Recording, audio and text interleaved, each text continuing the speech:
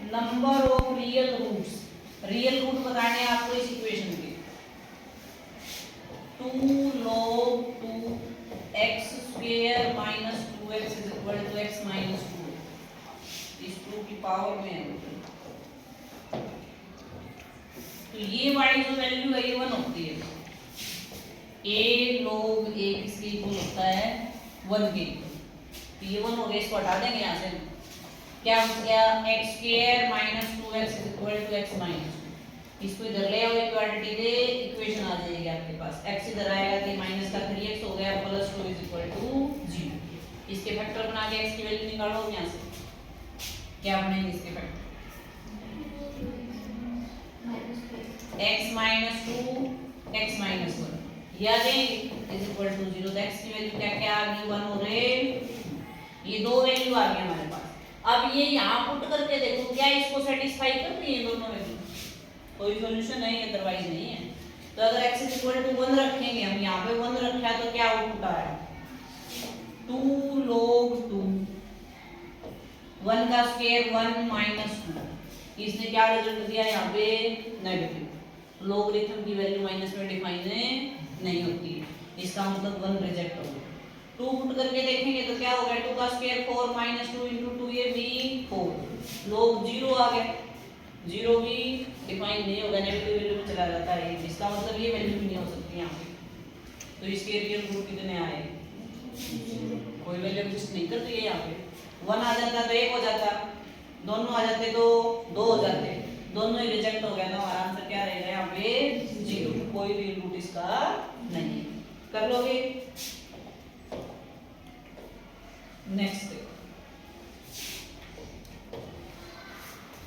in a survey of 55 students है सर्वे में, it is found that 30 students read newspaper A, 20 read newspaper B, 7 read both newspaper, दोनों को पढ़ते हैं A और B को। फाइंड आउट क्या करना है आपको, the number of students who read none of the newspaper, जो कोई भी न्यूज़पेपर नहीं पढ़ते। तो इसके लिए क्या करना पड़ेगा, ए न्यूज़पेपर पढ़ने वाले कितने हैं 30 है, बी पढ़ने वाले कितने हैं 20 है, बोथ मतलब दोनों का इंटरसेक्शन कितना है 7। तो हम यहाँ पे क्या निकालेंगे, यूनियन निकालेंगे। ठीक है, ए भी पढ़ते हैं बी भी पढ़ते हैं, हो सकता है दोनों पढ़ते हो, ए यूनियन बी। फॉर्मूला बताया था इसके लिए Na plus Nb minus Nk intersection B, इसको यूज करेंगे। Na 30 है प्लस 20 माइनस 7 क्या आ जाएगा, ये टोटल 50 होगा, 50 में 7 माइनस करो 40 या। हमें बताना है जो कोई न्यूज़पेपर नहीं पढ़ते हैं नन, तो जो टोटल सेट है यहाँ पे यूनिवर्सल सेट, उसमें से यूनियन को माइनस करो। 55 में से 43 माइनस करो, बताओ क्या बचेगा, है ऑप्शन में बी ऑप्शन में, कर लोगे? Next,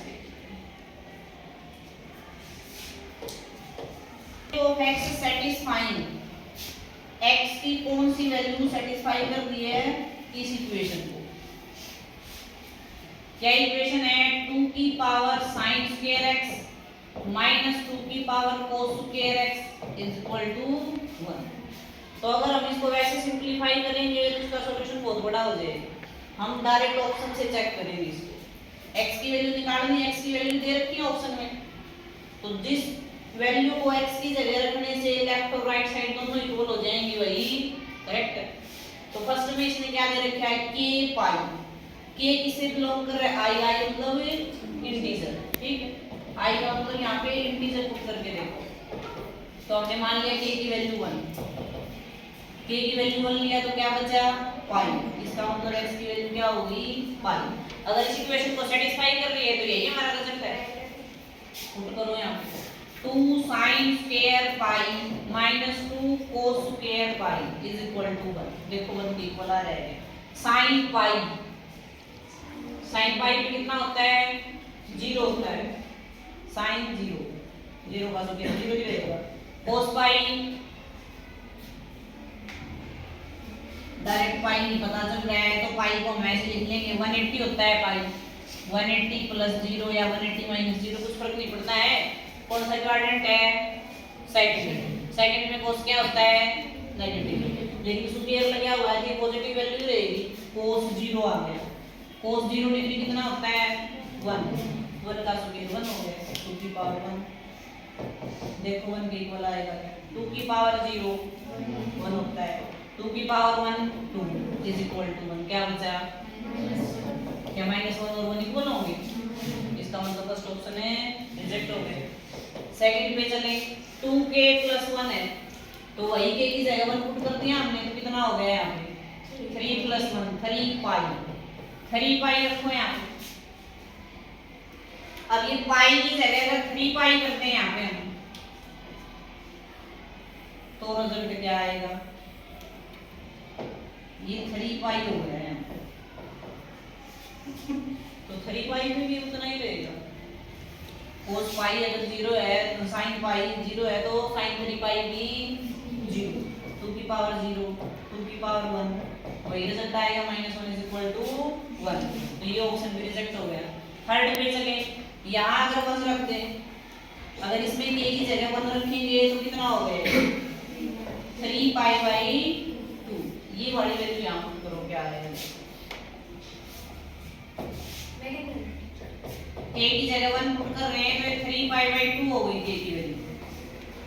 2 sin square 3 π/2 -2 cos square 3 π/2।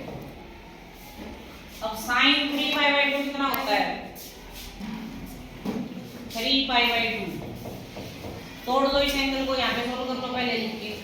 sin 3 π/2 को क्या लिख सकते हो? पाई प्लस π/2 लिख सकते हैं ऐसे। 180 प्लस थीटा कौन सा क्वाड्रेंट है? 180 प्लस थीटा थर्ड में साइन नेगेटिव होता है माइनस sin π/2 तो क्या है साइन की वैल्यू 1 -1 और ऊपर स्क्वायर लगा हुआ है तो प्लस का 1 हो गया 2 की पावर 1। ऐसे इसको सोल्व करोगे cos वाले को cos 3 π/2 तो यहाँ भी π/2 को ऐसे ही तोड़ेंगे पाई प्लस π/2। ये भी थर्ड क्वाड्रेंट। थर्ड में cos भी नेगेटिव माइनस cos π/2 cos 90 0 होता है 2 की पावर 0। अब देखो क्या रिजल्ट आया 2 की पावर 1 2 2 की पावर 0 1 इसके इक्वल आ गया 1 और हमारी राइट हैंड साइड में इसके इक्वल है। इसका मतलब थर्ड ऑप्शन है सेटिस्फाई कर रहे हैं। अगर इसमें रख के देखते हैं k = 1 तो यहाँ पे क्या आया 5/2 और साथ में पाई है यानी 5 π/2 तो 3 π/2 पे ये रिजल्ट दे रहा है तो 5 π/2 पे भी यही देगा। तो इस ऑप्शन को हमने रिजेक्ट क्यों कर दिया? क्योंकि इसमें ये वाली वैल्यू इंक्लूड नहीं है। इसमें तो अगर हम अगला इंटीजर पुट कर देंगे k की जगह 2 तो आ गया ये ऑप्शन आ गया ना। तो इसलिए हम इस ऑप्शन पर टिक करेंगे ना। 20 कर लोगे है आपको इस फंक्शन की range of the function 1/4 - sin 2x। Range find out करो इसकी। तो हमें साइन फंक्शन का पता होना चाहिए किसके बीच में लाई करता है। पहले मैं आ चुका है जैसा क्वेश्चन -1 से 1 के बीच में साइन एक्सिस के बीच में लाई कर रहा है तो sin 2x भी इसी के बीच में लाई करेगा। sin 2x को हमने ले लिया किसके बीच में लाई कर रहे हैं -1 से 1। अब ये पूरा फंक्शन ऐसा बनाना है तो निकल जाएगी इसके डोमेन रेंज। अब हमें चाहिए ये माइनस का तो सभी को माइनस से मल्टीप्लाई करो। माइनस से मल्टीप्लाई करेंगे तो प्लस इनइक्वालिटी का सिंबल चेंज हो जाएगा ग्रेटर देन हो गया ये हो गया -sin 2x ये भी ग्रेटर देन इक्वल टू और यहाँ पे क्या आ गया -1। अब इसने क्या कर रखा है 4 ऐड कर रखा है यहाँ पे 4 को ऐड कर दो सभी में। इधर 4 ऐड करेंगे 5 यहाँ 4 ऐड करोगे 4 - sin 2x इधर 4 ऐड करेंगे 3। अब 1 के अपॉन में है तो इसका रेसिप्रोकल कर दो। अब इसका रेसिप्रोकल किया तो क्या आया रेसिप्रोकल करते टाइम फिर ये साइन चेंज हो जाएगा फिर से लेस देन का सिंबल हो गया ये भी रेसिप्रोकल हो गया ये भी साइन चेंज हो गया और यहाँ पे भी 1/3। तो हमारा फंक्शन यही है, इस फंक्शन का पूछ रहे हैं ये, तो ये किसके बीच में आ गया, 1/5 से 1/3 इक्वल टू का साइन लगा हुआ है, इसका मतलब क्लोज इंटरवल। देखो ऐसा ऑप्शन में है क्या, 1/5 कर लोगे।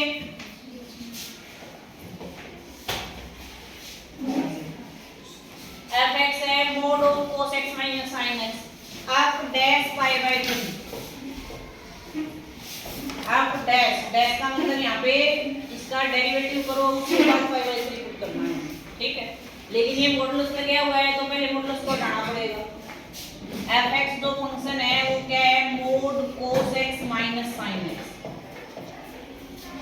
तो हमें देखना पड़ेगा ये वैल्यू पॉजिटिव कहां से कहां तक आएगी, नेगेटिव है कहां से कहां, ये तभी पता चलेगा जब x की वैल्यू होगी यहाँ पे हमारे पास। तो उसके लिए क्या करना पड़ता है, फंक्शन को 0 की तरफ पुट करो और x की वैल्यू निकालो पहले, मॉडुलस को भूल जाओ एक बार, cos x minus sin x equal to 0, sine को उधर ले जाओ, दोनों इक्वल हैं, तो कौन सा एंगल है ऐसा जिसपे साइन और cos दोनों की वैल्यू इक्वल हो जाती है, 45 पे। तो x की वैल्यू क्या आ गई यहाँ पे π/4। तो यहाँ पे हमारे इंटरवल क्या क्या बन गए, π/4 से लेस लोगे तो ये पॉजिटिव, ठीक है, π/4 से ग्रेटर जाओगे तो ये नेगेटिव आएगा। अब जो वैल्यू यहाँ पे निकालनी है वो देखो इससे बड़ी है या इससे छोटी है, छोटी कैसे है, π/3 60 होता है, इससे बड़ा है, यानी हमारा इंटरवल क्या बनेगा, 0 से π/4 करेंगे, ठीक है, फिर आगे π/4 से π/2 तक। तो ये वाली जो वैल्यू है ये इसके बीच में आ रही है, तो यहाँ हमारा फंक्शन हमें क्या रिजल्ट देगा, नेगेटिव। मॉडुलस को हटाओगे तो यहाँ पॉजिटिव, यहाँ पे नेगेटिव, तो इसका नेगेटिव साइन के साथ लेके चलो, साइन चेंज हो गए दोनों, minus cos x plus sin x। अब इसको डिफरेंशिएट करो पहले, उसके बाद ये वैल्यू पुट की जाएगी यहाँ। तो अब डैश x क्या है, cos x का डेरिवेटिव क्या होता है, माइनस का sin x, minus minus plus हो गया, sin x का क्या होता है, cos x। अब इसने पूछा है f डैश π/3, तो इसमें जहां भी x है π/3 पुट कर दो, sin π/3 प्लस cos π/3, देखो क्या है, sin π/3 कितना होता है, sin 60 √3/2 प्लस cos 60 1/2, 2 एलसीएम ले लेंगे, क्या आ गया, √3 प्लस 1, देखो है क्या ऑप्शन में, √3 प्लस 1/2 देखो कर लोगे। Next, let x and y be real functions, x और y दो रियल फंक्शन है, x है y is equal to 1/x और यहाँ पे क्या है, y is equal to -x। पहले बार दोबारा से रिपीट हो रहा है, एक फंक्शन में ऐसा है एक में ऐसा है, और x y किससे बिलोंग कर रहे हैं, कोई भी रियल नंबर हो जाएगा, रियल नंबर, यहाँ पे 0 नहीं ले सकते हो, इसमें ले सकते हो 0। तो यहाँ कुछ भी वैल्यू पुट करो x की, क्या पूछा जाएगा रिलेशन, x की वैल्यू 1 है तो y की वैल्यू भी 1 आ गई, x की वैल्यू अगर हम 2 ले लें यहाँ पे तो y की वैल्यू क्या निकलेगी, 1/2, चलता जाएगा ऐसे। इसमें क्या आएगा, अगर x 1 है तो y -1, x की वैल्यू 2 है तो y की -2।